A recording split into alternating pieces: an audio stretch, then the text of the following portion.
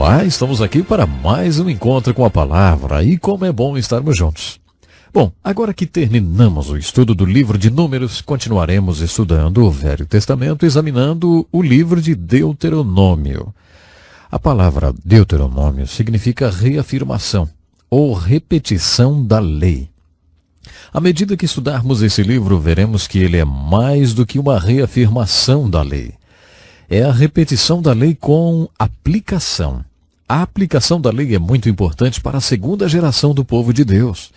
No livro de Números vimos a mensagem impressionante da morte de uma geração inteira. A primeira do povo de Deus morreu no deserto porque não creu. No início do livro de Deuteronômio vemos que o povo de Deus estava pronto para atravessar o Jordão e entrar na terra de Canaã. Essa é a segunda geração do povo de Deus. Lembre-se que Deus tinha ordenado àquele povo no deserto que não tinha fé que invadisse Canaã. Deus tentou mostrar que ele os capacitaria para conquistar Canaã. Mas eles disseram: se nós invadirmos Canaã, nossos filhos se tornarão escravos daqueles povos. Isso entristeceu tanto ao Senhor que ele disse a Moisés no capítulo 14. Porque disseram que se eles invadissem Canaã, seus filhos seriam feitos escravos, serão os seus filhos que entrarão na terra e a conquistarão. Todos que disseram isso morrerão no deserto. Portanto, essa é a segunda geração do povo de Deus, os filhos daqueles que pereceram no deserto e que agora estavam prontos para atravessar o Jordão e invadir a terra de Canaã. O livro de Deuteronômio é o registro do grande sermão de Moisés para o povo antes de atravessarem o Jordão e invadirem Canaã. Eu vou parafrasear a introdução do livro para que vocês possam entender melhor. Nesse trecho são dadas algumas descrições do livro que ajudarão você a entender sobre o que o livro trata. O texto diz: esse livro registra o discurso de Moisés ao povo de Israel, quando eles acamparam no vale de Arabá, no deserto de Moabe, a leste do rio Jordão. O discurso foi feito no dia 15 de fevereiro, 40 anos depois que o povo deixou o Monte Horebe. Devemos considerar que seriam necessários apenas 11 dias para caminhar do Monte Horebe até Cades Barneia, indo pelo caminho da montanha de Seir.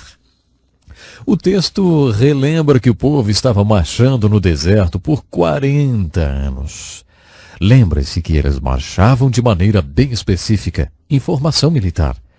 Durante a marcha no deserto, algumas tribos localizavam-se ao norte do tabernáculo, outras ao sul, outras a leste e a oeste.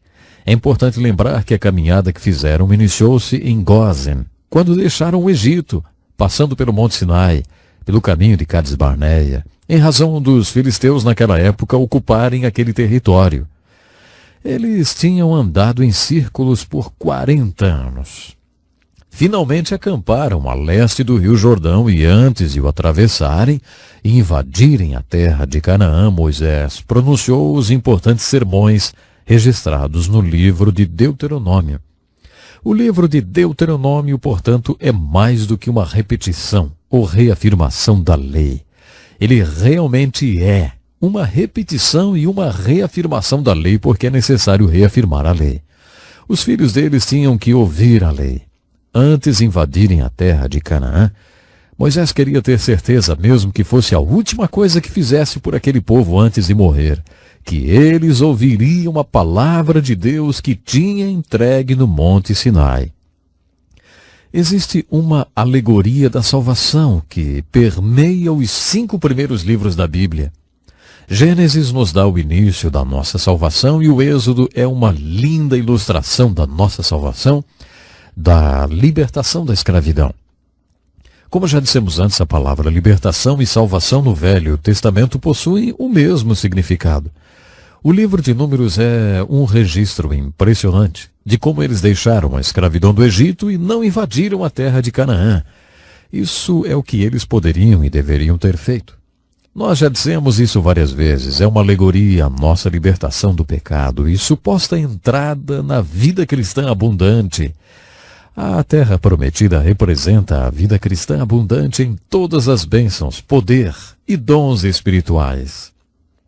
Devemos viver tudo isso, mas muitos de nós não a vivemos. Andamos em círculos, como os israelitas no livro de Números. Seguindo um pouco mais essa alegoria, vamos supor que já fizemos a nossa peregrinação no deserto e nos demos conta do nosso erro. Queremos receber de Deus tudo o que Ele tem para nós e já estamos prestes a receber tudo isso. O livro de Deuteronômio é repleto de mensagens para quem está nessa posição, para quem decidiu ser parte da minoria comprometida e não da maioria apática. Tudo isso ilustra o que alguém que disse: Deus, eu quero tudo, estou cansado de andar no deserto e eu quero viver tudo que o Senhor tem para mim. Se é nessa posição que você está, o livro de Deuteronômio é perfeito para você. Ele está repleto de exortações para aqueles que querem receber tudo. Outro tema no livro de Deuteronômio tem a ver com a palavra de Deus tornar-se realidade na vida de seu povo. Deus os exortou a passarem sua palavra para seus filhos. Deus quer que seu povo o ame com todo o seu ser.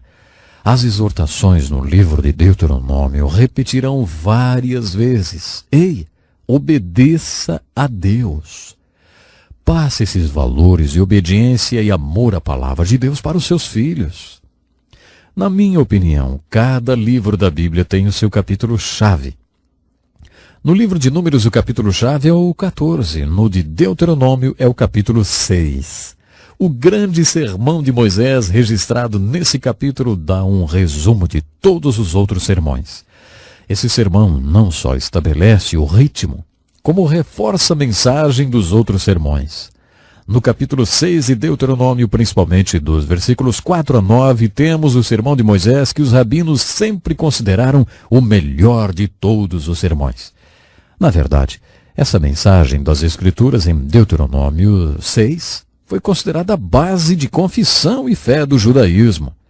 Aqui está a parte central desse sermão. Ouve, ó Israel, o Senhor nosso Deus é o único Senhor. Amarás o Senhor teu Deus de todo o teu coração, de toda a tua alma e de toda a tua força. Estas palavras que hoje te ordeno estarão no teu coração. Tu as inculcarás a teus filhos e delas falarás assentado em tua casa, andando pelo caminho, deitando-te e levantando-te. Também as atarás na tua mão por sinal, e te serão por faixa entre os teus olhos. E as escreverás nos umbrais da casa e nas portas. Esse trecho é a parte central do sermão e de todo o capítulo. Entretanto, há mais do que isso no sermão. O que Moisés estava dizendo para o povo um pouco antes deles atravessarem o Jordão e invadirem Canaã era: ouçam bem, Deus os chamou para ser um povo que o ame de todo o coração e de todo o ser. Para você mostrar que realmente o ama, vocês então precisam obedecer à palavra de Deus. Para você obedecer à palavra de Deus, vocês precisam conhecê-la. Deus quer que os filhos de vocês um dia sejam uma geração de adultos que o amarão com todo o ser. Para amar a Deus com todo o ser, deve-se conhecer e obedecer a sua palavra. Portanto, eu desafio vocês a, antes de tudo, amarem a Deus com todo o ser e a conhecer e obedecer a sua palavra. Por isso, cuidem de passar esses valores para os seus filhos. Moisés estava mostrando para eles como deveriam educar seus filhos para que se tornassem adultos que amassem e obedecessem a Deus. O que Moisés estava falando sobre educar filhos era o seguinte: se você está educando seu filho para que ele ame a Deus, então toda a base de sua educação deve ser a palavra de Deus. É muito simples, Deus é. Se Deus é, então ele é absoluto. Deus é absoluto. Em filosofia fazemos a seguinte pergunta: existe qualquer coisa absoluta? O que Moisés está nos dizendo através desse método de educação é que Deus é o seu absolutismo. Deus é absoluto. E esse Deus absoluto declarou algo: qualquer coisa que o Deus absoluto disser, será absoluto. Portanto, o Deus absoluto deu a você a palavra absoluta. Existem certas questões como moral absoluta que você deverá ensinar aos seus filhos. O pensamento de Moisés é o seguinte: Há um Deus absoluto e uma palavra absoluta, e, portanto, existe um caminho absoluto pelo qual seus filhos devem seguir. Participei de um seminário no qual várias autoridades da área de delinquência juvenil estavam dando palestras. A frase que abriu o debate foi: primeiramente, vamos ser objetivos. Não há absolutismos. Levantei a mão e disse: doutor, acabei de conversar com uma garota de 14 anos que está absolutamente grávida. Como você pode dizer a uma adolescente que não há absolutismos? As consequências são absolutas. Elas são absolutamente boas ou absolutamente ruins. As escolhas absolutas devem ser parte da educação. Esse método de educação exposto por Moisés envolve absolutismos. Ele disse: Deus é absoluto. Sua palavra é absoluta. Há um caminho absoluto pelo qual seu filho deve seguir. Certa vez ouvi um psicólogo cristão fazer a seguinte pergunta a 600 mães e donas de casa: quantas vezes você precisa falar alguma coisa para seu filho até que ele perceba que você está realmente falando sério? A resposta foi uma média de 3 a 5 vezes. Por exemplo, é hora de ir para a cama, Joãozinho. Vai para a cama agora. Joãozinho, é hora de você ir dormir. Vá para o seu quarto e arrume-se para ir para a cama. 3 minutos depois, você olha para o Joãozinho e vê que ele não deu a mínima atenção para o que você falou. Ele nem se mexeu em direção ao quarto. Então você diz mais uma vez: Joãozinho, eu disse que é hora de você ir para a cama. As mulheres admitiram que precisam dizer 4 ou 5 vezes a mesma coisa. Quando são levadas a sério, já estão gritando e perdendo a paciência, até que o Joãozinho vai para o quarto. O Joãozinho vai ser craque em ignorar seus 4 primeiros avisos, se souber que você só fala sério na 5ª vez. Sabe, eu venho de uma família de 11 filhos e minha mãe não tinha mais do que 1,5 metro. A crise econômica do seu tempo fez com que ela aprendesse alguns conceitos sobre como educar filhos. Ela nunca estudou psicologia, mas também nunca teve que repetir uma ordem. Se ela falasse, estava falado. Se você pensar a respeito disso, verá que é isso que você está ensinando a seu filho, mesmo que seja um simples vá para seu quarto. É hora de dormir, Joãozinho. Eu não vou falar 4, 5 vezes. É uma vez só. Com isso estou concluindo o estudo de hoje. Junte a nós no próximo programa. Vamos estar analisando o maravilhoso plano de educação de filhos que Moisés deixou. Então, até o nosso próximo encontro com a palavra.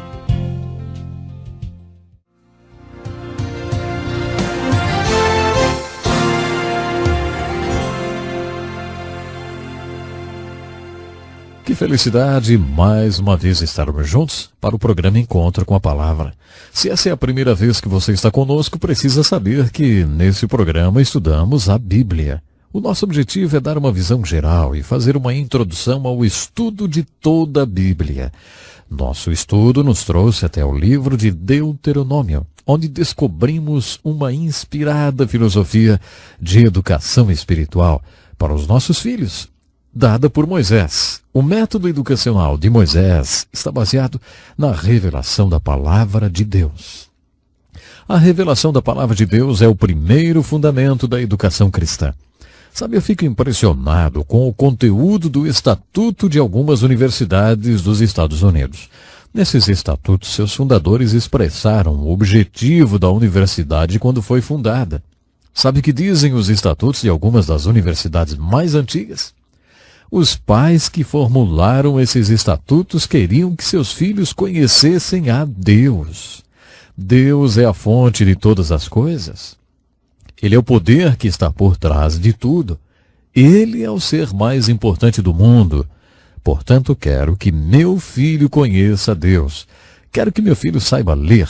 Quero que meu filho tenha condições de estudar a palavra de Deus para que ele conheça a Deus. Esse é um dos parágrafos do Estatuto das Universidades mais antigas dos Estados Unidos. É muito triste constatar que essas universidades não ensinam mais a palavra de Deus ou nada que seja absoluto. No entanto, os parágrafos continuam a fazer parte dos estatutos destas universidades. O fundamento do método educacional descrito por Moisés é a palavra de Deus revelada. uma palavra absoluta de um Deus absoluto.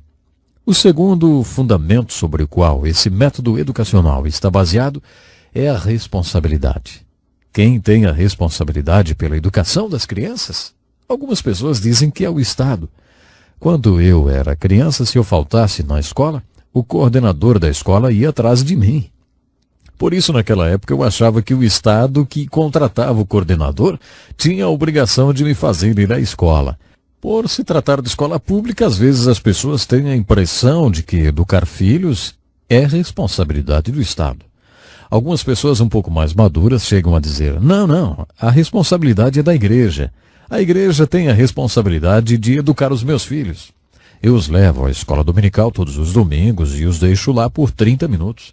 É responsabilidade da igreja ensinar meus filhos a amarem a Deus e amar e obedecer a palavra de Deus. Isso é assunto deles. Olha, isso é ridículo. Se você considerar o fato de que um ano possui 8.760 horas, se não faltar nem um domingo, seu filho passará 26 horas na escola dominical. Você acha que do total de 8.760 horas, 26 horas farão muita diferença? Há aqueles que dizem, eu coloquei o meu filho numa escola evangélica, ele passará 1.080 horas lá. Está vendo? É responsabilidade da escola evangélica educar meu filho. Eles o educarão para que ele se torne um adulto que ame a Deus e ame e obedeça a sua palavra. Se você somar as horas que ele passa na escola com as que passa na escola dominical, terá um total correspondente a talvez 1/8 do tempo que ele passa com você. Não é de espantar que Moisés tenha dito. Vocês, como pais, têm essa responsabilidade. Em essência, o que Moisés está falando aos pais é: a palavra de Deus deve habitar no seu coração para que você possa ensinar ela aos seus filhos. Moisés também foi bem enfático quando disse que é o pai que deve dar esse ensinamento. Se as crianças aprenderem sobre Deus apenas com as mulheres, quando crescerem, acharão que ser religioso é coisa de mulher. Deus quer que os homens ensinem as Escrituras para as crianças. Pais, a Bíblia é clara, a responsabilidade maior é nossa. O profeta Isaías disse que é o pai que deve fazer com que os filhos conheçam a verdade de Deus. Essa responsabilidade é dada ao pai. Assim como o comandante do navio ou um avião nunca delega a responsabilidade apenas à autoridade, o pai ou os pais num lar nunca delegam a ninguém a responsabilidade de educar os seus filhos. Eles podem delegar autoridade a determinadas pessoas para os ajudarem nessa responsabilidade, mas nunca delegam essa responsabilidade a ninguém. O comandante de um avião delega autoridade ao oficial de suprimentos para cuidar dos suprimentos e delega autoridade a outros para que tudo corra muito bem. Mas se der alguma coisa errada numa dessas áreas, quem responderá ao conselho investigador será o comandante, porque ele nunca delega sua responsabilidade a ninguém, apenas a sua autoridade. Da mesma forma, os pais podem delegar autoridade à escola pública ou particular para ajudá-los na educação dos seus filhos, mas jamais poderão delegar essa responsabilidade a ninguém, porque, de acordo com Moisés, Deus a delegou aos pais. O terceiro fundamento do método de educação é o relacionamento. Moisés pregou sobre quando o pai deve ensinar o caminho de Deus ao seu filho. Tu as inculcarás a teus filhos, e delas falarás assentado em tua casa, andando pelo caminho, deitando-te e levantando-te. Sempre que converso sobre isso com os pais, eles dizem: olha, isso foge da minha realidade, porque nunca estou lá quando ele vai para a cama e nem quando se levanta. Não me sento à mesa e nem saio com ele. Eu sempre respondo: você não entendeu. Está fazendo o que muita gente faz. Está interpretando sua cultura e as Escrituras na ordem inversa. Muitas pessoas interpretam à luz de sua cultura. A minha cultura diz que eu saia antes que eles, levante e chego em casa depois que eles já foram para a cama até. E eu nunca me sento à mesa e nem saio com eles. A palavra de Deus deve interpretar a sua cultura. Não é a sua cultura que deve interpretar a palavra de Deus.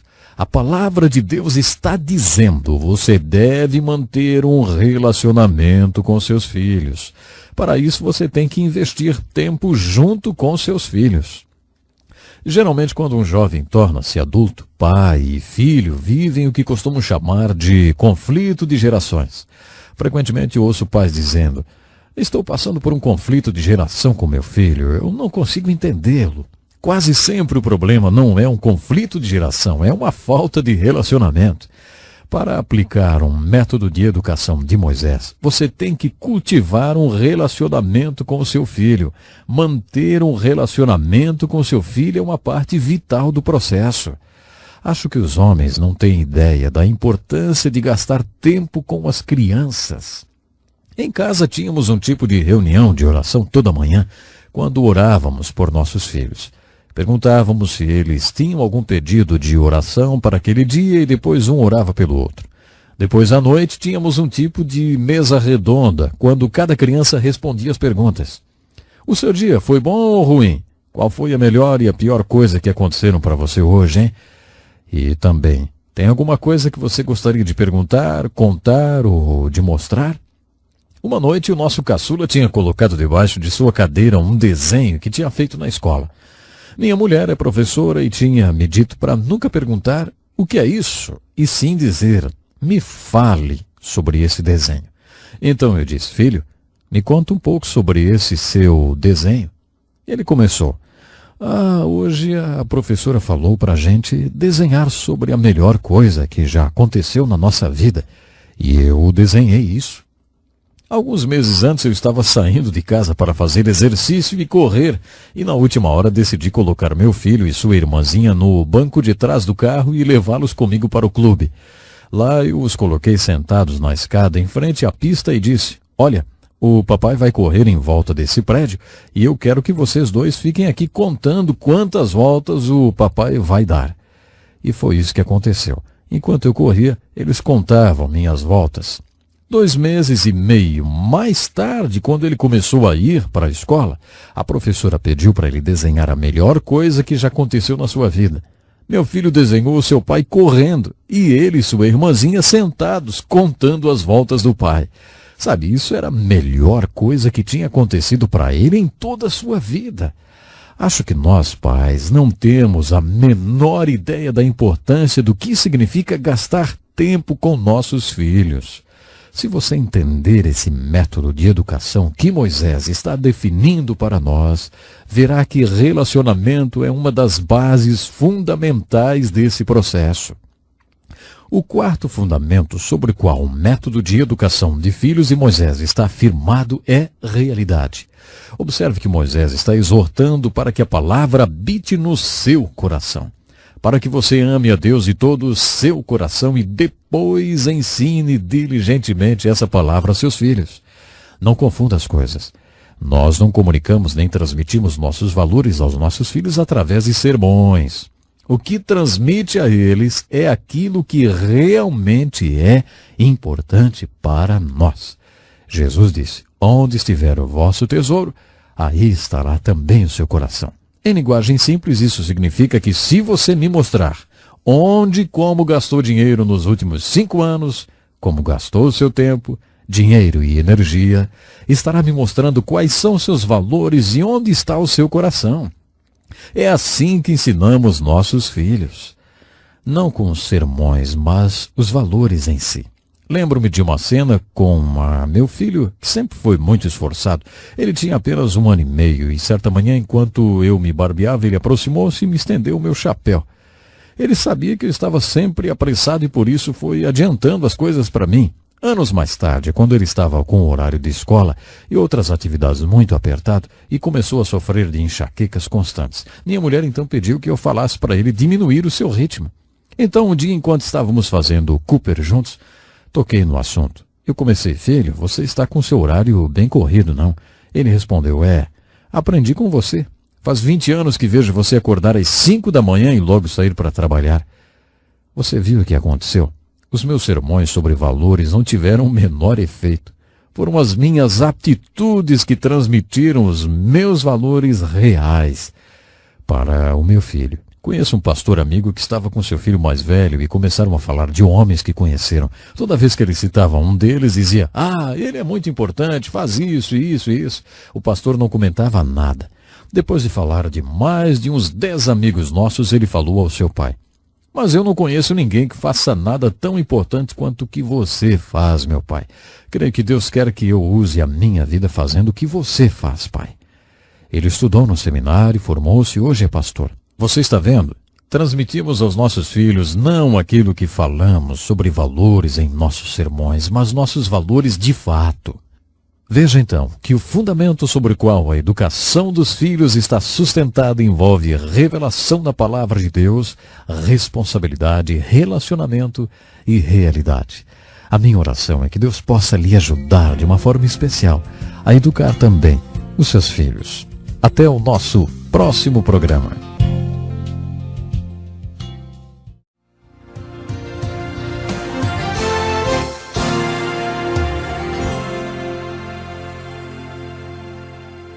Olá, muito bem-vindo a mais um programa Encontro com a Palavra. Que alegria poder estar mais uma vez com você. Continuando o nosso estudo do Velho Testamento, examinaremos mais uma vez o livro de Deuteronômio. Como já dissemos, esse livro é uma repetição da lei de Deus dada ao seu povo por um homem de Deus, Moisés, no Monte Sinai.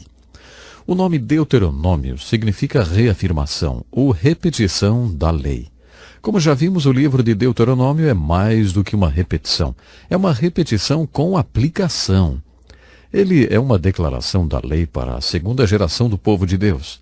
Lembra que a primeira geração morreu no deserto. Agora a segunda geração deveria ouvir essa palavra antes de entrar na terra de Canaã.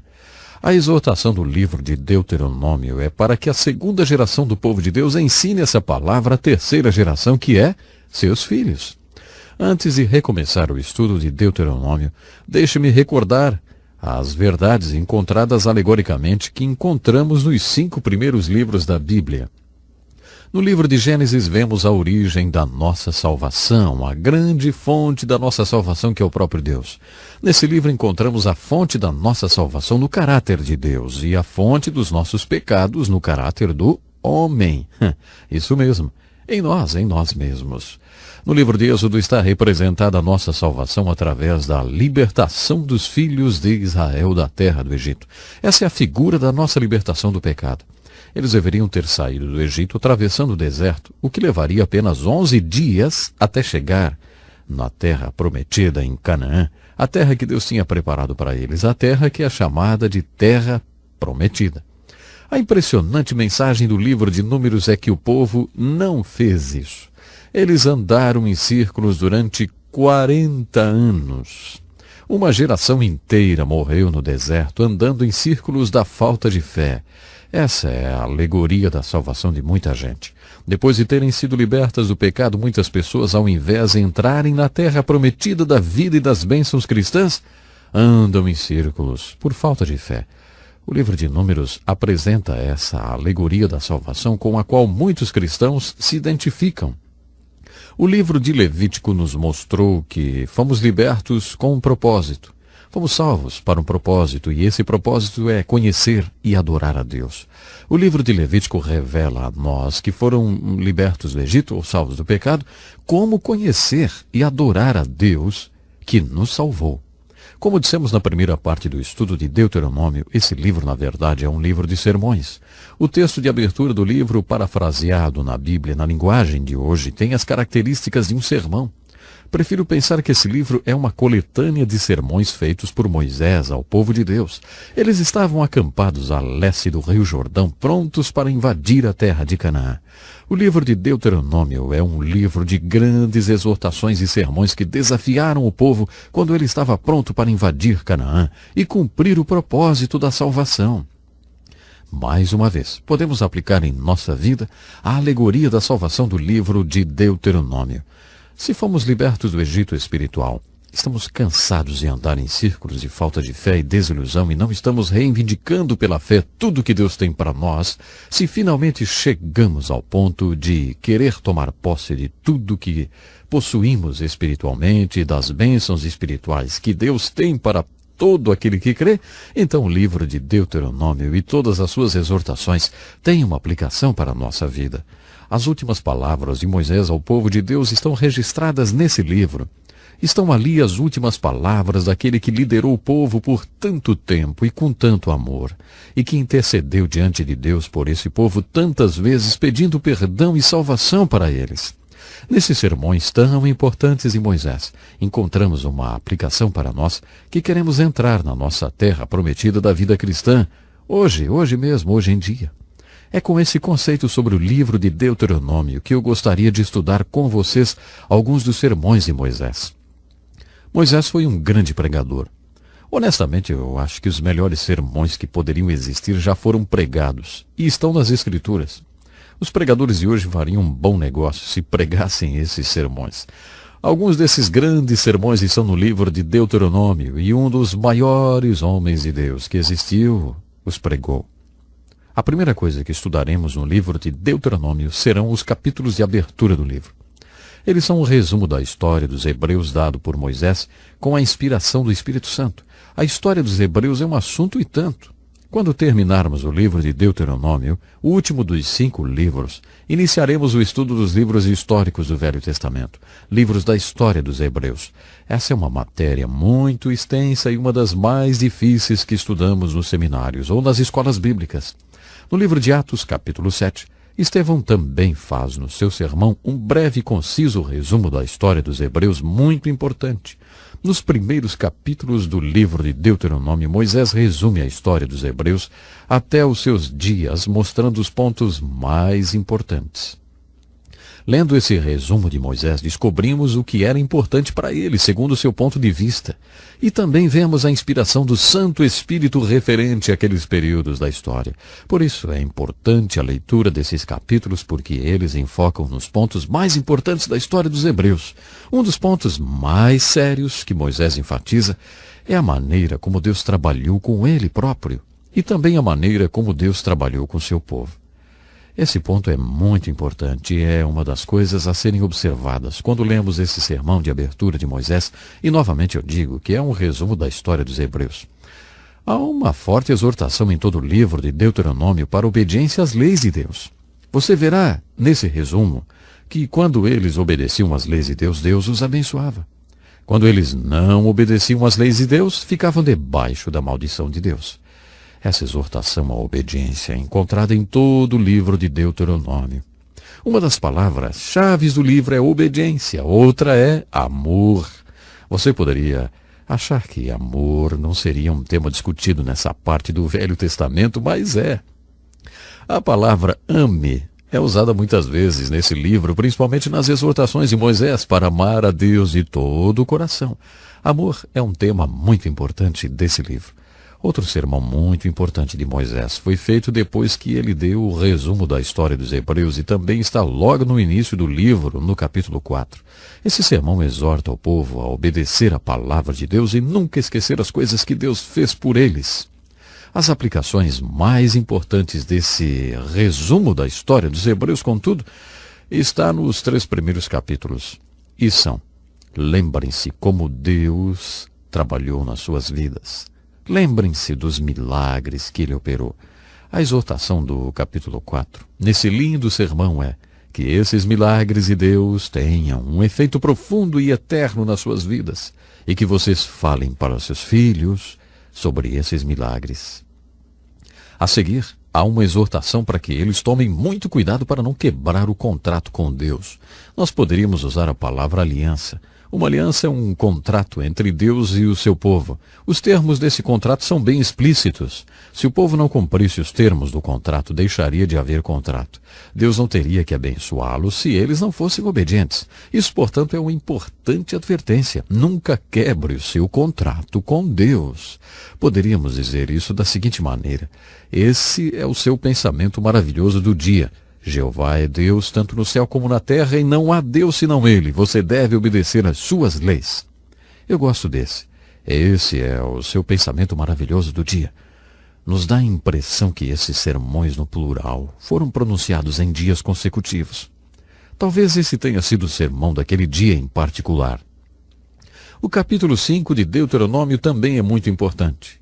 Ele é uma repetição dos 10 mandamentos. O livro é isso mesmo, uma repetição, uma reafirmação da lei. Faça uma comparação com os 10 mandamentos em Êxodo 20 e os 10 mandamentos em Deuteronômio 5. Você observará algumas aplicações em Deuteronômio, para que eles tenham o coração voltado para mim e que desejem obedecer aos meus mandamentos. Então tudo irá bem com eles e com seus filhos e todas as gerações. Essa é uma exortação muito importante que Moisés fez ao povo em Deuteronômio. Vocês devem obedecer todos os mandamentos do Senhor seu Deus, seguir todas as suas instruções detalhadamente, andar em seus caminhos e aí vocês terão vida longa e próspera. Essa é a grande mensagem do livro de Deuteronômio. Você deve andar em todo o caminho do Senhor e fazer tudo de acordo com a vontade de Deus para a sua vida. Essa é a chave para as bênçãos de Deus, a obediência. O capítulo 6 é considerado pelos judeus como uma confissão básica de fé. É o sermão mais importante de Moisés.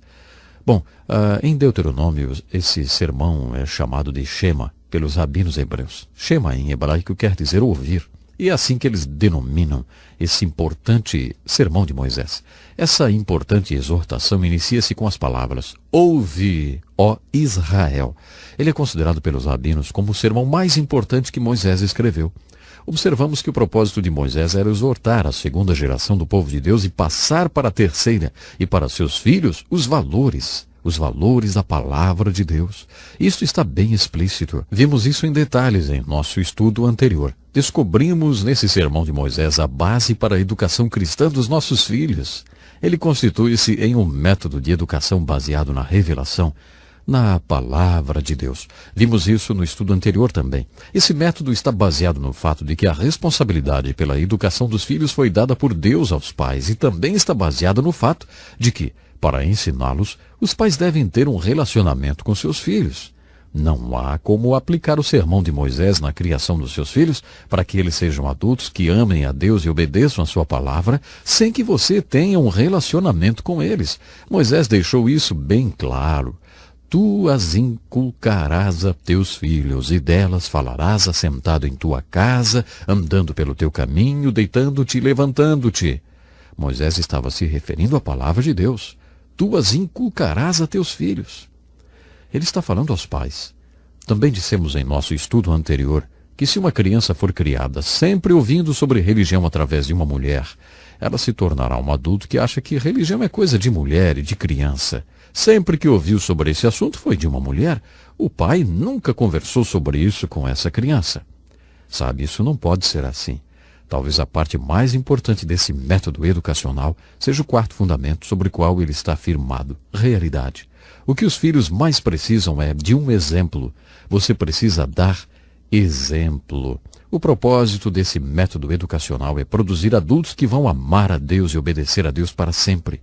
Você jamais produzirá adultos desse tipo em sua casa se você não for para seus filhos um exemplo daquilo que você ensina. O exemplo, não esqueça, é uma grande mensagem. Isso é um ponto muito importante do método de educação. Que pena, o nosso tempo hoje já se foi, mas eu quero lhe fazer um convite. Junte-se a nós no próximo encontro, quando mergulharemos nos maiores sermões já pregados por um dos maiores homens de Deus que já existiu.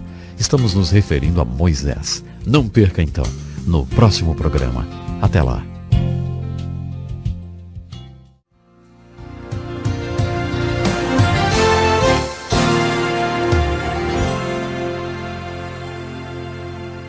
Muito obrigado, Darrell. Aqui estamos nós para mais um encontro com a palavra. Pegue sua Bíblia e junte-se a nós. Em nosso último estudo, vimos os grandes sermões de Moisés no livro de Deuteronômio. Terminamos fazendo uma aplicação daquele que os antigos rabinos consideram como o mais importante de todos os sermões de Moisés, o do capítulo 6 de Deuteronômio, que diz respeito à educação espiritual dos nossos filhos. Esse sermão é seguido de outro sermão de Moisés, também muito importante e registrado no capítulo 8. Todos esses textos são os grandes sermões que Moisés estava pregando. Repetindo esses sermões, falam sobre a palavra de Deus e a importância de obedecê-la. Há ainda outra revelação nesse texto. Refere-se ao sermão do capítulo 8, versículos 1 a 14, sobre a palavra de Deus e sobre como nós a aprendemos. Tereis muito cuidado em cumprir todos os mandamentos que hoje vos ordeno. Essa frase será repetida várias vezes nesse livro. Observe a exortação feita em relação à palavra de Deus. Lembrar-te-ás de todo o caminho pelo qual o Senhor teu Deus te guiou no deserto esses 40 anos para te humilhar e te provar, para saber o que estava acontecendo no teu coração, se guardarias ou não os seus mandamentos. Ele te afligiu e te deixou ter fome, depois te sustentou com o maná, que não conhecias, e que os teus pais também não conheceram, para te dar a entender que não só de pão vive o homem, mas de tudo que sai da boca do Senhor.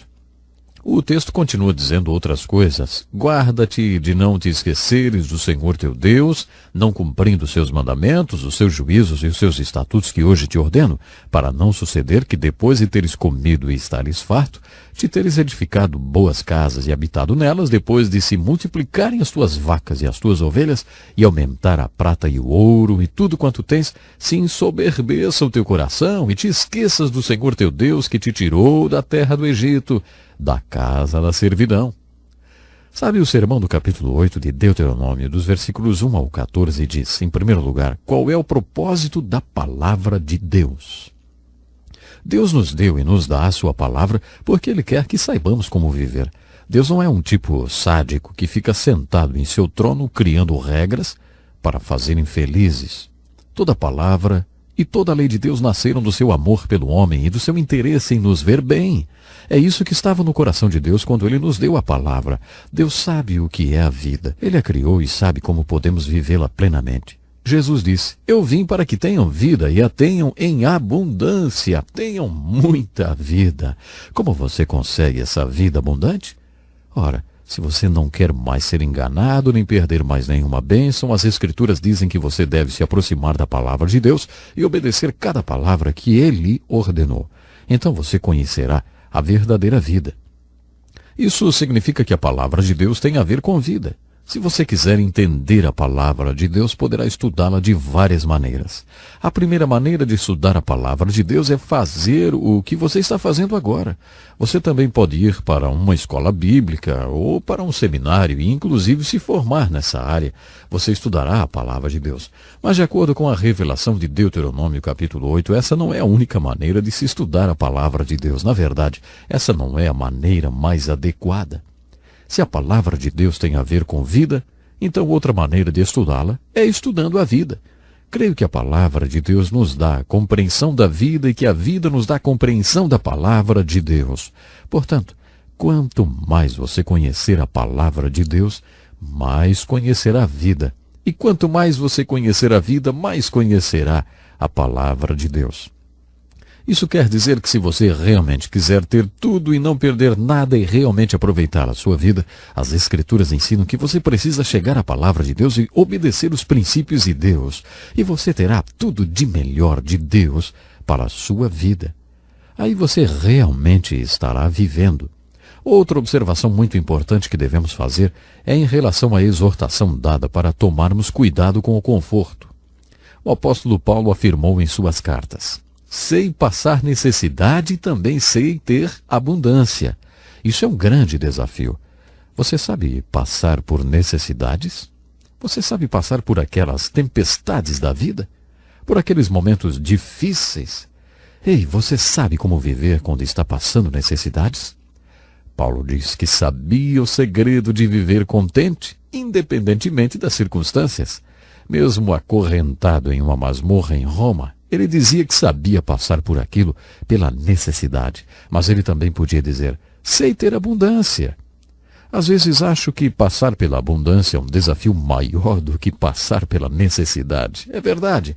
Uma vez o líder evangélico Charles Colson foi falar para 100 casais que trabalham com ele no ministério em prisões. Durante um retiro anual ele falou, orem por mim porque estou começando a ter abundância no mundo espiritual. Estamos atingindo o ponto de abundância em nosso ministério.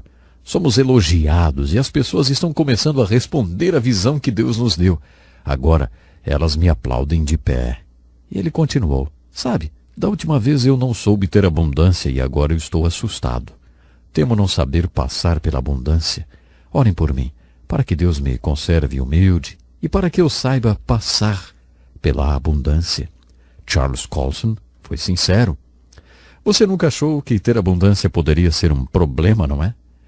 Bom, esse tema faz parte da exortação sobre a palavra de Deus. Moisés disse ao povo: como vocês aprenderam a palavra de Deus? Foi durante as dificuldades da provação, quando vocês estavam comendo o banquete de consequências resultantes da desobediência à palavra de Deus. Foi assim que vocês viram que a palavra de Deus é a chave para a vida. Agora, Moisés continuou, quando as dificuldades acabarem, nunca se esqueçam do que vocês aprenderam quando estavam passando pela provação. Quando vocês estiverem em abundância, não se esqueçam que é tempo de vigiar. Aquele, pois, que pensa estar em pé, cuide, para que não caia. Kenneth Scott Latourette, historiador da igreja, fez uma observação interessante. Se a Igreja de Jesus Cristo fizer sua obra e evangelizar o mundo de hoje nesses tempos de prosperidade em que vivemos, será a primeira vez na história que isso acontecerá. O povo de Deus não faz sua obra quando está próspero ou vivendo bem. A tendência é que eles se tornem apáticos e apóstatas quando estão prósperos. Parece que o povo de Deus só faz a obra quando passa por dificuldades. A igreja nasceu no meio da hostilidade do Império Romano. Nos 3 primeiros séculos da igreja houve 3 grandes ondas de perseguição. Mas a igreja nunca foi tão fértil, nem tão forte e nem tão viva como naquele tempo de perseguição. Acho que precisamos nos lembrar disso e também do desafio que Moisés e Paulo lançaram de sabermos passar tanto pela abundância como pela necessidade. E quando você estiver passando pela abundância, não se esqueça de Deus. Observe quantas vezes os profetas e apóstolos disseram: lembre-se, lembre-se, nunca se esqueça de Deus quando tiver abundância. No livro de Deuteronômio, encontramos um sermão melhor que o outro. Depois desse sermão que acabamos de ver, segue-se outro sermão sobre a graça de Deus. Moisés disse ao povo: quando o Senhor fizer vocês entrarem na terra prometida e vocês tiverem conquistado o inimigo, quando o Senhor fizer isso por vocês, não digam para vocês mesmos que o Senhor fez isso porque vocês são bons. Não, Moisés continuou, não é porque vocês são bons, mas é por causa da impiedade das outras nações que ele está fazendo isso.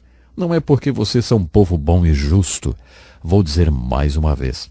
Ele está fazendo isso por causa da impiedade dos outros povos e por causa da promessa que fez aos seus antes de Abraão, Isaque e Jacó. Vou dizer outra vez. E essa era a 4ª vez. Acho que ele queria ter certeza que o povo tinha entendido. Jeová, seu Deus, não está dando essa terra boa porque vocês são bons. Porque, na verdade, vocês não são bons. Vocês são um povo ímpio e teimoso. Vocês não acham sutil? É sutil a maneira como ele coloca isso. Nas Escrituras há um conceito muito bonito, o da graça de Deus. Graça de Deus significa um favor ou bênção de Deus, mesmo que se apresente na força e no poder de Deus. Não me importa de que forma a graça de Deus é apresentada, é o favor e a bênção de Deus que vem sobre nós. Não porque somos bons ou por causa do nosso mérito, ou por causa do que conquistamos. Jamais podemos nos esquecer disso. Quando pensamos que já aprendemos tudo, percebemos que ainda falta aprender mais. Portanto, graça é um favor imerecido de Deus. Nós não merecíamos esse favor. Mas Deus teve graça e tem graça.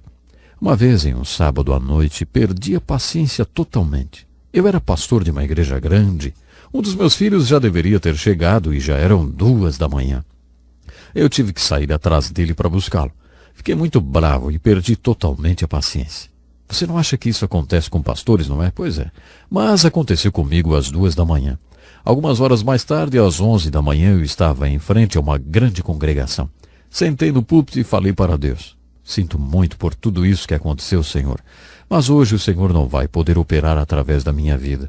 Hoje o Senhor não vai poder fazer nada comigo. Eu estraguei tudo e por isso o Senhor não vai operar. Bom, o texto bíblico daquela manhã foi especialmente importante para mim. Era o texto em que Jesus ensinou a parábola do fariseu e do publicano. Eu nunca tinha percebido que ele tinha ensinado a parábola para aqueles que se achavam justos. Nunca tinha observado isso antes. Enquanto eu li aquele texto de maneira responsiva com a igreja, foi como o Senhor estivesse me falando. Você confia em sua própria justiça. Por isso acha que na semana passada e na anterior eu podia operar, porque você tinha passado bem aqueles dias. Agora que você teve um dia ruim, perdeu a paciência e tal, acha que eu não posso trabalhar, não é? É, pastor, você não entende nada da minha graça. Era isso que Deus estava falando para mim.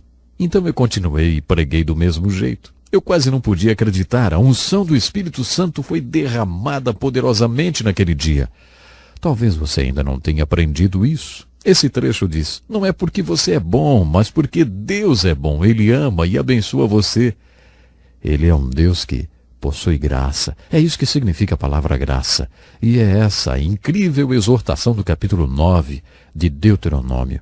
Agora que você compreendeu esse conceito de graça, procure observá-lo em toda a Escritura, porque a sua salvação é explicada no Novo Testamento baseada nesse conceito. No conceito da graça. E é muito importante você pensar seriamente sobre isso. A graça de Deus tem tido espaço para atuar na sua vida constantemente? Bom, chegamos ao final do nosso programa. O tempo hoje já se foi. Programe-se para estar conosco na próxima oportunidade, quando vamos continuar a estudar os melhores sermões do melhor homem de Deus. Escreva para nós, enfim, entre em contato conosco e, sem dúvida, Deus tem algo especial para você através da sua imensa graça. Até o próximo programa.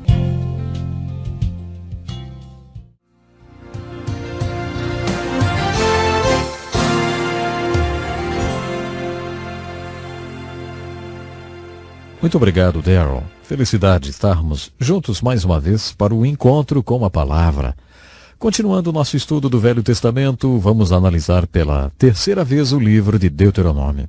Observamos que esse livro é uma coletânea de sermões que Moisés proferiu ao povo de Deus antes deles invadirem a terra de Canaã.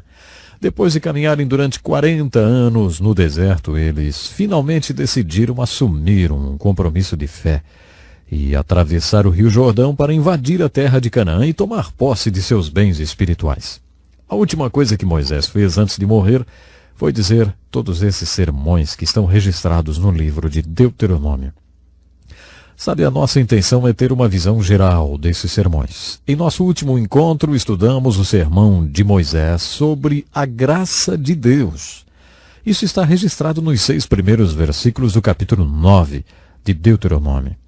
Esse sermão é seguido no capítulo 10 pelo sermão sobre a nossa resposta à graça de Deus. Isto é sempre enfatizado nas Escrituras. E agora, ó Israel, o que é que o Senhor teu Deus pede de ti, senão que temas ao Senhor teu Deus, que andes em todos os seus caminhos e o ames, e sirvas ao Senhor teu Deus de todo o teu coração e de toda a tua alma, para guardares os mandamentos do Senhor, os seus estatutos que hoje te ordeno para o teu bem? Os céus dos céus são do Senhor teu Deus, a terra e tudo que nela há. Mesmo assim o Senhor se afeiçoou a teus pais para os amar, e a vós, semente deles, escolheu depois deles, de todos os povos, como hoje se vê. Circundai, portanto, o vosso coração, e não mais endureçais a vossa cerviz. A ênfase aqui está em como você responderá à graça de Deus. Graça de Deus quer dizer que Deus ama você. E Ele ama você não porque você é bom ou porque você não é bom. O amor de Deus não é condicional. Ele não está baseado em suas atitudes. Você pode afirmar, Deus me ama, não importa o que eu faça. Se você ama as pessoas com o amor de Deus, então você pode dizer que as ama, não importa o que elas façam. Não há uma razão para você amá-las. O seu amor não é condicional. Ele não depende das atitudes das pessoas. Em nossa casa, nós temos um quadro com a frase, Deus me ama incondicionalmente. Sabe, essa é a primeira coisa que meus filhos veem quando chegam em casa à noite, mesmo que seja além do horário que deveriam chegar. Deus me ama incondicionalmente. No corredor tem outro quadro com a frase, eu amo você incondicionalmente. Quero que meus filhos sejam confrontados com esses dois fatos toda vez que entrarem na nossa casa, não importa quando e nem como entram. Não importa por onde tenham entrado ou andado, Deus os ama incondicionalmente. Esse é o significado da palavra graça. O amor de Deus não está condicionado a nada. Não depende das suas atitudes. A palavra graça é como uma espada de dois gumes, ou seja, que corta dos dois lados. Em primeiro lugar, isso implica que o amor de Deus por mim e as suas bênçãos sobre a minha vida não dependem das minhas atitudes. Isso é muito confortante porque mesmo que suas atitudes durante essa semana sejam boas, você poderia sentir-se inseguro sem saber se poderia manter o mesmo comportamento na semana seguinte. Talvez na semana que vem você poderia dar uma escorregadinha, e aí Deus não amaria e nem abençoaria mais você, e por isso você ficaria inseguro. Mas quando você entende a palavra graça, entende que não precisa se preocupar com isso. Deus vai amar você incondicionalmente, não importa o que você faz. Ele ama você por causa da graça dele. Essa é a primeira metade da mensagem sobre a palavra graça. A outra metade é a seguinte: eu não conquisto as bênçãos e o amor de Deus com atitudes positivas e eu não perco sua graça por causa de atitudes negativas. Podemos nos confortar com isso. A razão de Deus me abençoar não é porque eu sou bom. E Ele também não vai me pôr para fora se eu me tornar mal. Deus me ama e pronto. Exatamente. Jesus me ama quando sou bom e faço o que deveria fazer. Jesus me ama quando sou mal, mesmo que isso deixe triste. Mas Jesus me ama. E essa é a mensagem da Bíblia. O amor de Deus é assim. Como você responde a isso? Não serve como um estímulo para você? Isso devia estimular você e também a mim a limparmos as nossas vidas e parar com a teimosia e pararmos com o pecado. Devemos desejar agradar a esse Deus que nos ama independentemente de qualquer coisa. Isso deve servir de estímulo para limparmos nossas vidas daquilo que desagrada a Deus e depois, é claro, servi-lo e expressar nossa resposta em gratidão e oração. Depois de nos falar sobre a graça de Deus e a salvação, o apóstolo Paulo, em 2 Coríntios capítulo 6, verso 1, diz assim: nós vos exortamos a que não recebais a graça de Deus em vão. Nos 10 mandamentos dados através de Moisés, Deus demonstra ser um Deus que tem um objetivo, propósito e ordem para o que faz. O simples invocar o nome do Senhor em vão já é pecado. Isso não tem a ver com o profano, apesar de incluir isso também. Isso se refere a expressar o nome de Deus em adoração e depois não agir de acordo com seu propósito. Você entende? É um pecado pronunciar o nome de Deus em vão. Se o falar o nome de Deus em vão é um pecado, imagine então o pecado que seria receber a graça de Deus em vão. Pense um pouquinho só. Se Deus ama você e derrama todo tipo de bênção sobre a sua vida, Ele salva você e abençoa você com toda sorte de bênçãos espirituais nos lugares celestiais em Cristo. Você recebe a graça, a força e o poder para viver como um cristão deve viver e servir a Deus. Se tudo isso acontece em vão e você nunca faz nada, aí isso é pecado. No capítulo 10, portanto, há uma exortação para não recebermos a graça de Deus em vão.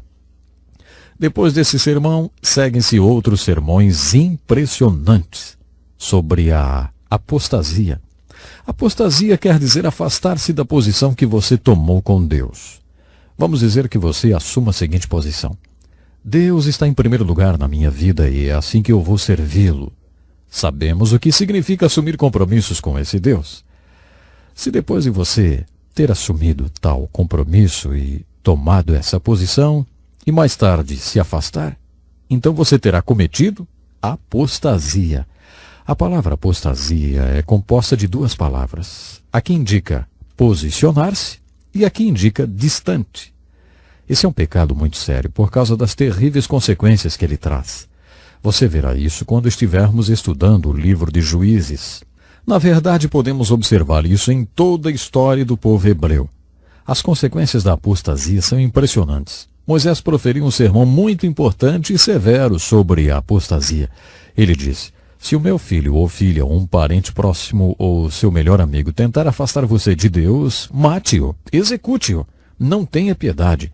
Se houver uma cidade que apostatou, destrua-a totalmente e mate todos os seus habitantes. Puxa vida, isso parece duro demais, hein? Entretanto, se você estudar os resultados da apostasia, os cativeiros da Babilônia e da Assíria, verá por que Deus foi tão severo através das palavras de Moisés com respeito à apostasia. Não deixe que a apostasia se prolifere no seu meio. Esse é o importante sermão do capítulo 13 de Deuteronômio. No capítulo 14, há outro sermão, o sermão sobre o dízimo. A palavra dízimo em hebraico significa a 10ª parte. Esse sermão nos ensina que devemos dar a Deus a 10ª parte de tudo que nós temos. Quando estudamos esse tema nas Escrituras, e essa é a primeira vez que o dízimo é ensinado, encontramos a declaração de que o propósito do dízimo é ensinar vocês a colocarem sempre Deus em primeiro lugar nas suas vidas. O dízimo tem um propósito, tem sim. Deus não precisa de 10% da nossa renda. Por que então Deus instituiu a lei do dízimo? Porque Ele queria nos ensinar algo. O primeiro mandamento nos diz: Deus em primeiro lugar. As Escrituras insistirão repetidamente: Deus em primeiro lugar. Deus quer que aprendamos essa lição tão importante. Como Deus nos ensina a colocá-lo em primeiro lugar na nossa vida? Uma das maneiras é nos dando uma medida de compromisso. Ele sabe se é ou não o primeiro em nossas vidas, mas nós não sabemos. Por isso o Senhor instituiu o dízimo. O dízimo não existe porque Deus quer 10% de tudo que temos. Deus quer a primeira 10ª parte. Observe bem isto, hein? A primeira 10ª parte. Quando o povo entrou na terra de Canaã, a primeira cidade que conquistaram foi Jericó.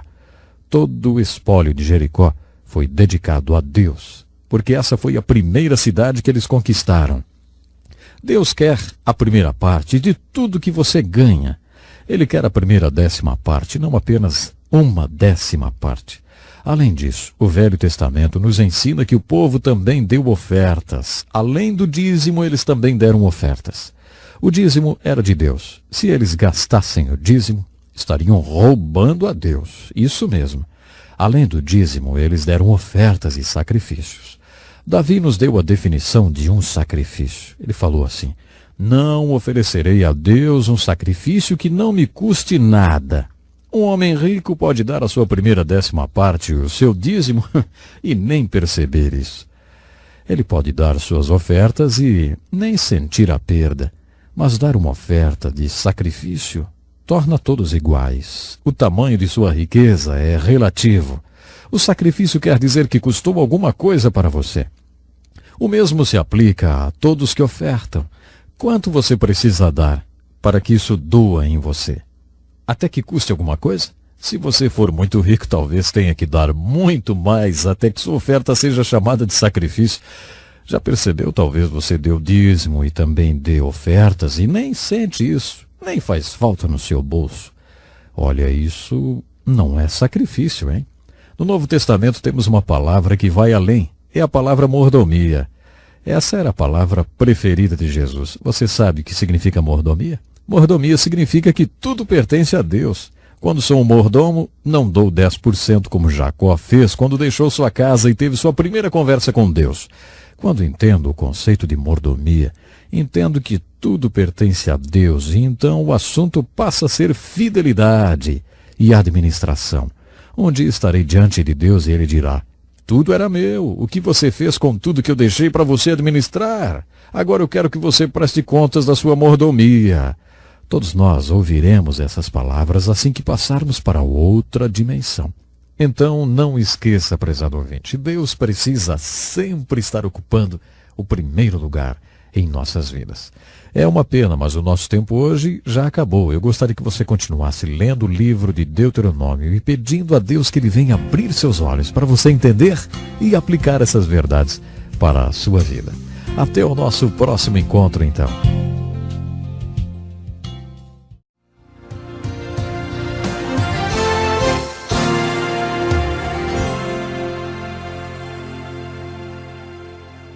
Que felicidade grandíssima estarmos mais uma vez juntos para o encontro com a palavra. Por favor, agora pegue sua Bíblia e abra no seu 5º livro, o livro de Deuteronômio. Participe do Encontro com a Palavra em mais um estudo da inspirada Santa Palavra de Deus, escrita para você e para mim. O livro de Deuteronômio é uma coleção de sermões pregados por Moisés. Já vimos juntos vários deles em nossos estudos anteriores e hoje estudaremos mais sobre os importantes sermões de Moisés. No capítulo 17 de Deuteronômio há uma profecia e uma norma de conduta para o povo de Deus. Moisés era um profeta e um profeta fazia duas coisas. Ele profetizava e pregava a palavra de Deus. Algumas vezes ele fazia essas duas coisas juntas. Na maioria das vezes ele não exercia o papel de profeta, fazendo previsões. Ele apenas pregava a palavra de Deus. Mas às vezes ele profetizava e pregava a palavra de Deus. No capítulo 17 ele fez as duas coisas. O povo ainda não tinha um rei. Ele só teria um rei 500 anos mais tarde. Mas Moisés anunciou para eles: quando vocês entrarem nessa terra, um dia decidirão que querem um rei. Eu não acredito que Deus quisesse que eles tivessem um rei. Mas Moisés previu isso. Vocês vão querer ter um rei e Deus dará um rei a vocês. Quando isso acontecer e vocês o tiverem coroado, e ele já estiver cumprindo o seu mandato, quero que vocês o façam reinar sobre essas leis que eu anunciarei agora. Quando ele for coroado e sentar-se no trono como rei, deverá copiar essas leis do livro que estará com os sacerdotes levitas. A cópia dessas leis deverá ser sua constante companheira. Ele deverá lê-la todos os dias da sua vida para que aprenda a respeitar o Senhor, seu Deus, obedecendo todos os seus mandamentos. Essa leitura constante da palavra de Deus o impedirá de sentir-se melhor do que seus co-cidadãos. Também o impedirá de se desviar o mínimo que seja das leis de Deus e assegurará que ele tenha um reinado bom e duradouro. Então seus filhos o sucederão no trono. O primeiro rei bom que Israel teve foi Davi. Nos Salmos, Davi nos deu a descrição de um homem abençoado por Deus. Ele disse que o homem abençoado por Deus, não é abençoado por acaso ou por coincidência. Suas bênçãos são um banquete de consequências. Ele é abençoado porque é um homem que crê na palavra de Deus. Ele ama a palavra de Deus e tem prazer nela. Ele medita nela dia e noite. Por isso ele é como a árvore que tem suas raízes firmadas em solo fértil. E é por isso que Deus o abençoa. De onde Davi tirou essa revelação? Acho que ele próprio era um homem abençoado. Creio que ele amava a palavra de Deus e meditava nela dia e noite, e ele fazia isso porque Moisés prescreveu uma lei, dizendo que quando o povo de Deus tivesse um rei, esse rei deveria, de próprio punho, fazer uma cópia dos 5 primeiros livros da Bíblia e viver com eles, e meditar neles dia e noite. Não seria maravilhoso se tivéssemos essa lei no Brasil? Sempre que um presidente tomasse posse, a primeira coisa que faria seria passar algumas semanas em Brasília, transcrevendo com as próprias mãos os livros de Gênesis, Êxodo, Levítico, Números e Deuteronômio. Isso seria incrível, não? Não é verdade? Não seria incrível se pudéssemos dizer: Senhor presidente, a primeira coisa que o senhor deve fazer nas primeiras 2 horas do dia, todos os dias, é meditar nessa palavra. Leia diariamente a palavra de Deus. E não seria maravilhoso poder reivindicar isso dos presidentes, reis ou primeiros ministros? Não só do Brasil, claro, mas de todos os lugares do mundo. Moisés passou as leis para o rei, que ele sabia, o povo teria um dia.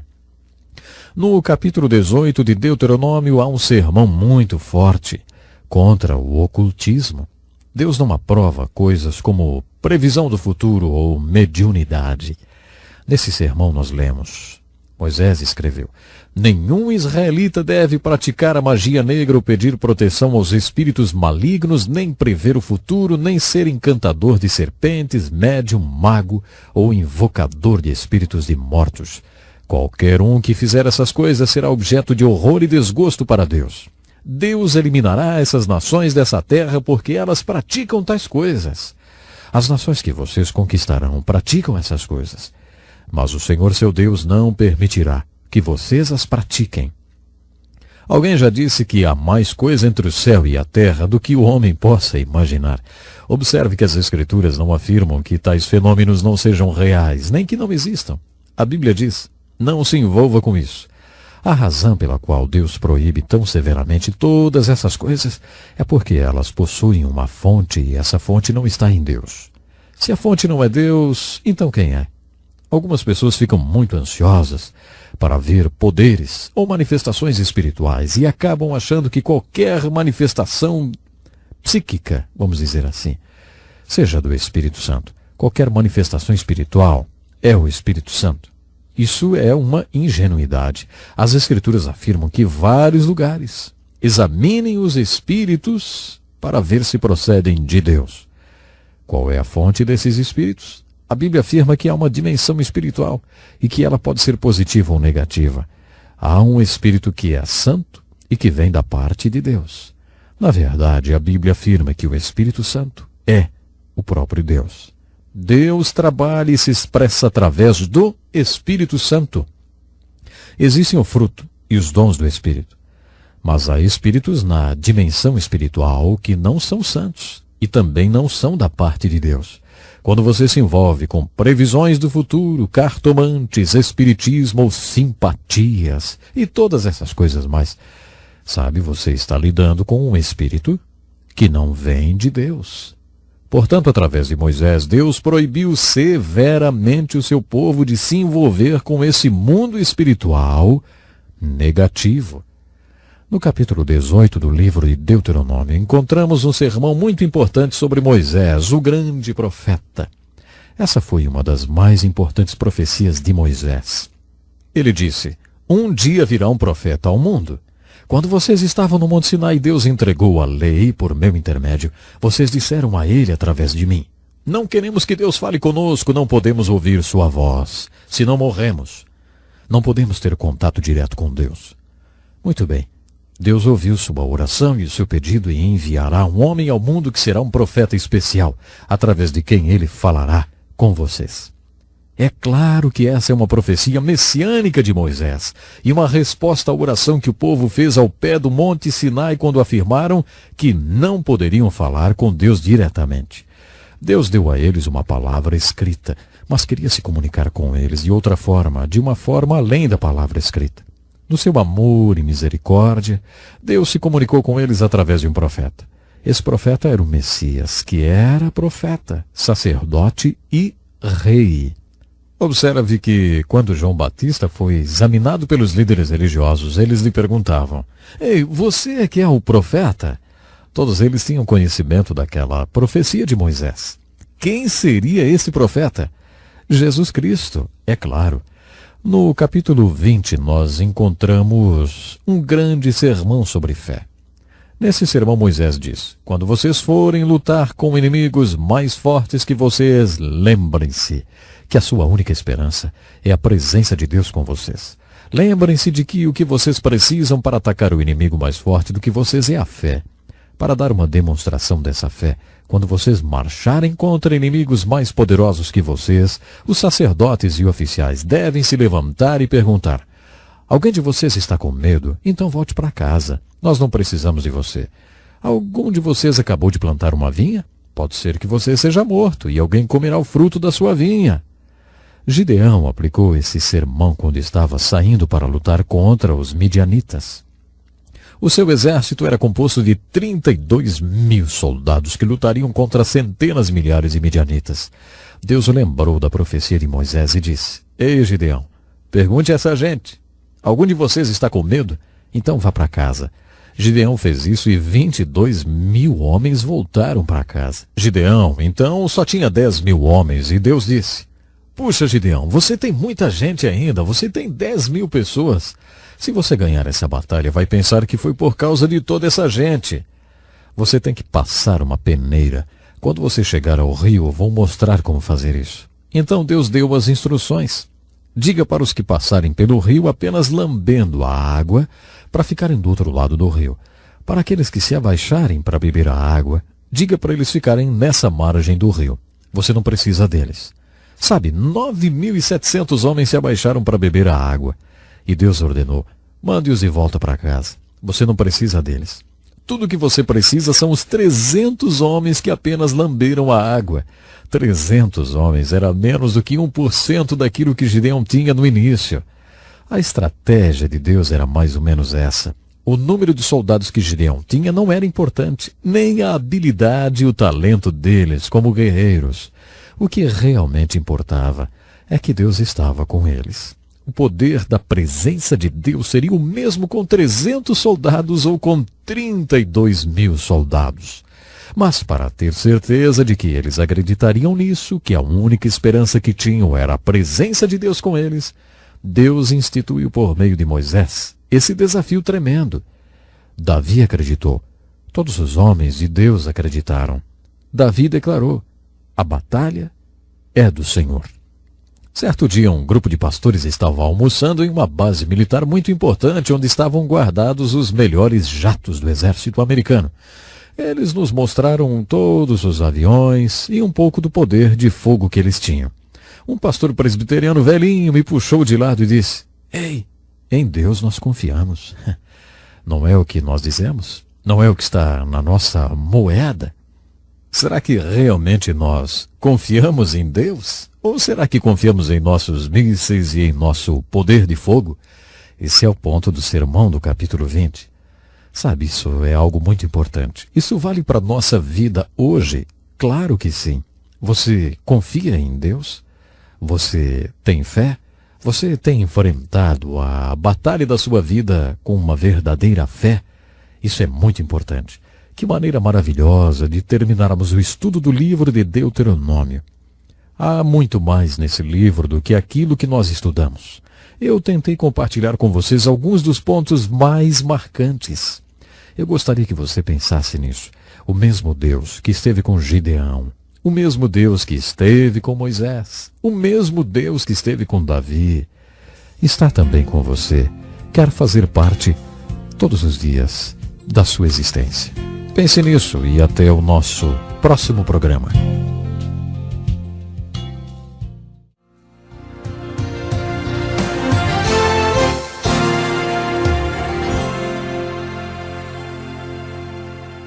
Olá, que felicidade maravilhosa, hein? Estarmos mais uma vez juntos para estudarmos a Palavra de Deus. Já concluímos a primeira parte do estudo dos 5 primeiros livros da Bíblia, conhecidos como livros da lei. Esses livros são chamados de livros da lei porque contêm a declaração da lei. Eles contêm a lei de Deus, ou o que também chamamos de a lei de Moisés. Em certo sentido, esses livros não são apenas livros da lei, mas também livros históricos. Existe uma narrativa histórica em alguns desses livros da Bíblia.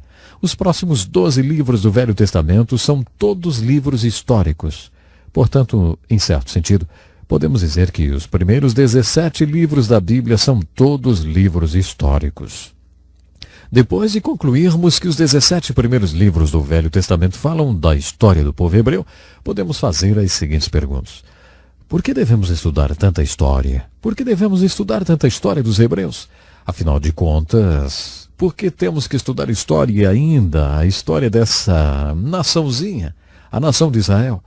Por que 17 livros inspirados por Deus são livros sobre a história dos hebreus? Há várias respostas para essas perguntas. Uma delas já foi mencionada várias vezes. Essas coisas aconteceram e foram escritas como advertência para nós que vivemos o fim dos tempos. O apóstolo Paulo fez essa afirmação na primeira carta aos Coríntios, capítulo 10, versículo 11. Muitos acreditam que, apesar de estar no Novo Testamento, esse versículo é um versículo-chave para o Velho Testamento, especialmente para a sua narrativa histórica. Todas essas coisas aconteceram com eles. Eles são história, não são apenas mitos ou folclore. Essas coisas aconteceram ao povo de Israel.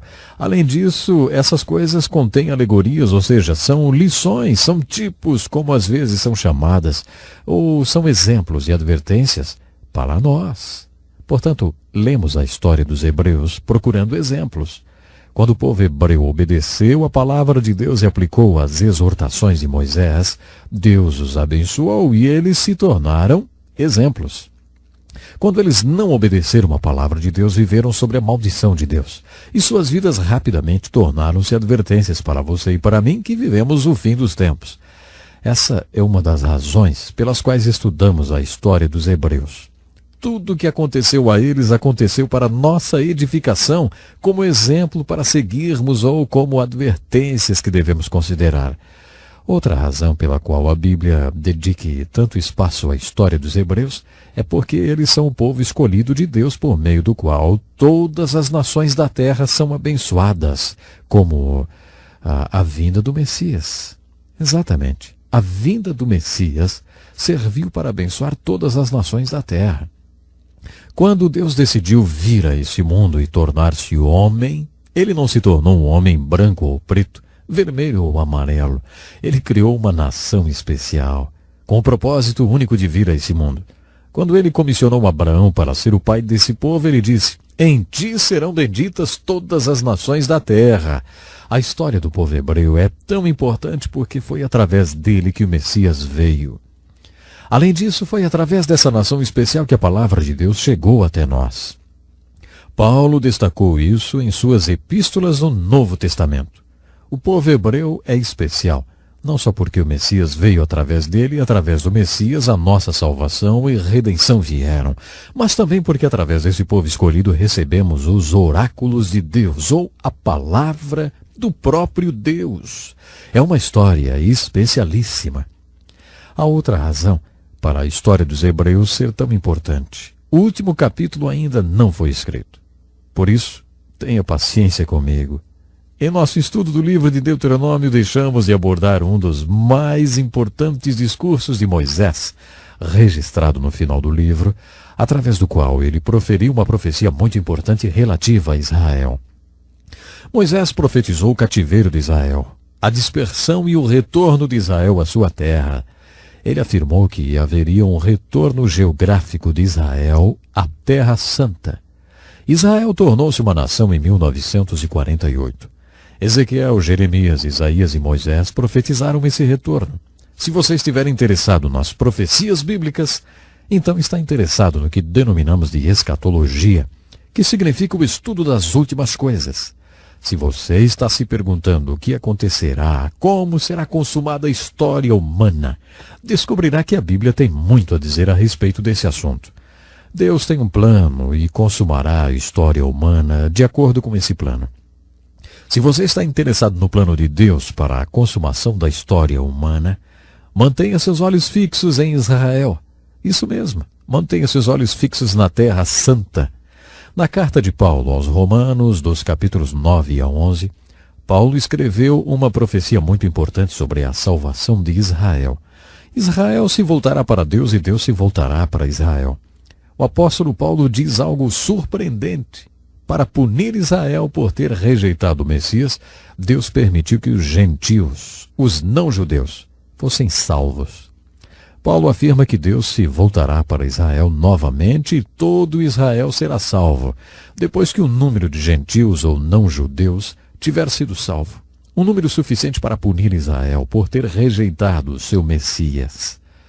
Zacarias, o profeta, no capítulo 10 do seu livro, afirma que um dia os judeus serão grandes profetas novamente. Segundo ele, 10 homens segurarão um judeu pelo casaco e vão dizer: "Deus está com você, fale-nos do seu Deus." Se você estuda a profecia bíblica, percebe que Israel é a chave para a profecia. Nós já vimos o retorno geográfico de Israel para a sua terra.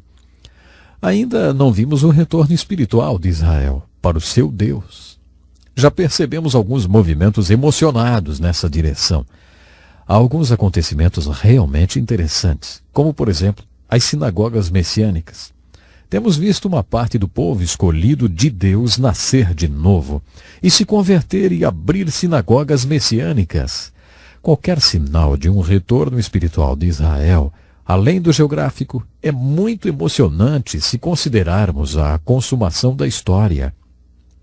De acordo com a profecia bíblica, o retorno, tanto geográfico como espiritual, de Israel é um fator muito importante na maneira como será concluída a história. Por isso é tão importante estudar a história dos hebreus. Estudamos a história deles, porque Deus ainda não acabou de lidar com eles, e quando ele terminar com o povo de Israel ao mesmo tempo, terminará de lidar com todo mundo. Podemos justificar a necessidade de estudar história nesse estudo dos livros históricos do Velho Testamento da seguinte forma. Suponha que amanhã você acorde em um hospital e seja informado que sofreu um acidente no caminho para casa e, como resultado do acidente, contraiu amnésia total. Suponhamos que você não tenha a menor ideia de quem você seja e nem de onde você veio.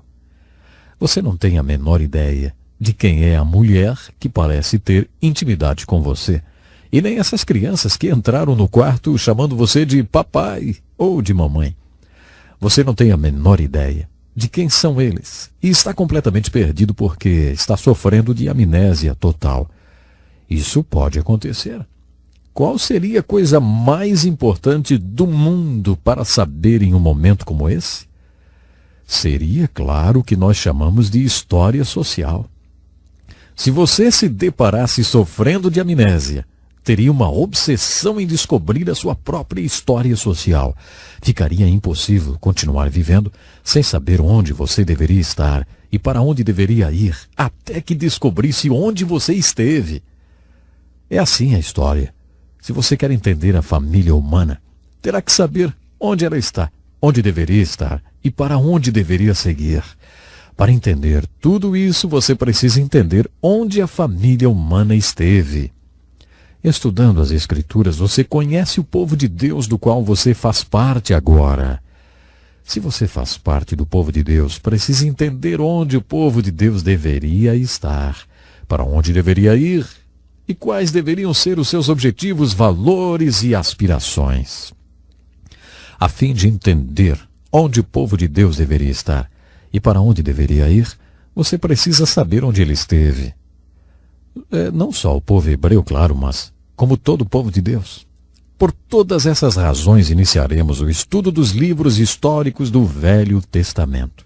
Estudaremos a história do povo hebreu nos livros históricos inspirados da Bíblia. Lembre-se que a Bíblia é um livro fantástico.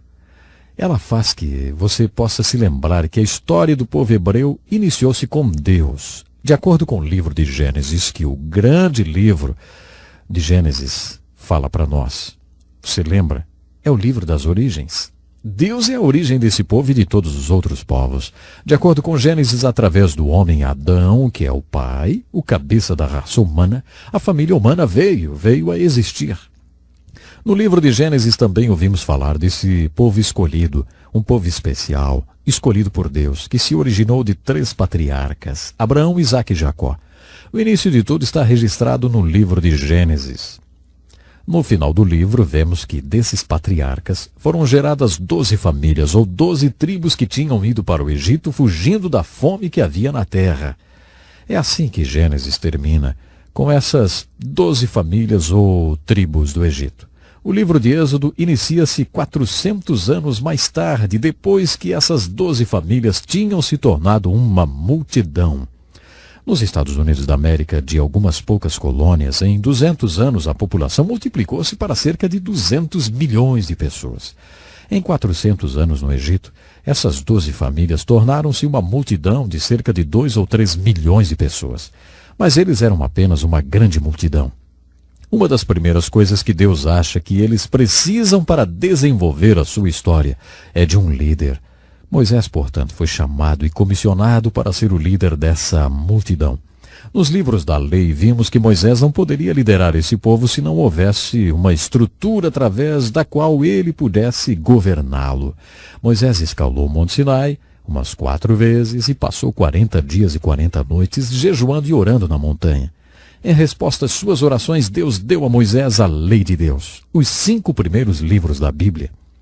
Essa lei se tornou a estrutura através da qual Moisés lideraria aquele povo. Com o desenvolvimento de sua história, aquela multidão indisciplinada e desorganizada passou a ser uma nação. Agora eles tinham um líder, uma estrutura de leis e um tipo de governo, mas também tinham um problema. Estavam no lugar errado, estavam no Egito. Deus tinha um lugar para eles e não era o Egito, era Canaã. Eles teriam que passar pela libertação do Egito. Essa libertação aconteceu através da liderança de Moisés. O livro de Êxodo conta essa história.